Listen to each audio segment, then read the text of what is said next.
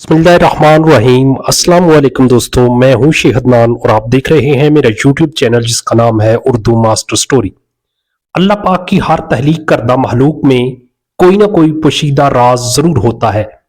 बिल्ली को पैदा करने की अल्लाह की हिकमत कुछ यूं है कि जब हजरत नूह अलैहिस्सलाम की कौम पर पानी की सूरत में सैलाब का अजाब आया तो अल्लाह तबारक व तआला ने हजरत नूह अलैहिस्सलाम को कश्ती बनाकर इसमें सवार होने और हर जानदार और परिंदे का एक एक जोड़ा कश्ती में महफूज करने को कहा।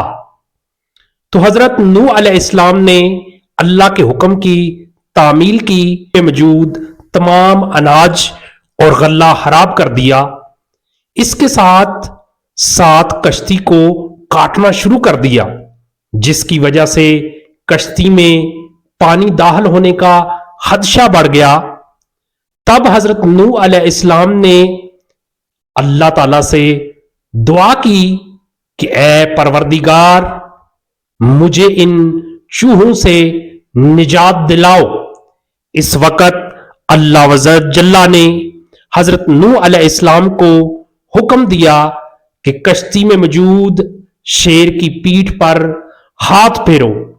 जब हजरत नूह अलैहिस्सलाम ने शेर की पीठ पर हाथ फेरा तो शेर को जोरदार छींक आई और इसकी नाक के दोनों नथनों से बिल्लियों का एक जोड़ा यानी नर और मादा कश्ती में गिर पड़े, जिन्होंने कश्ती में मौजूद तमाम के तमाम चूहों का सफाया कर दिया।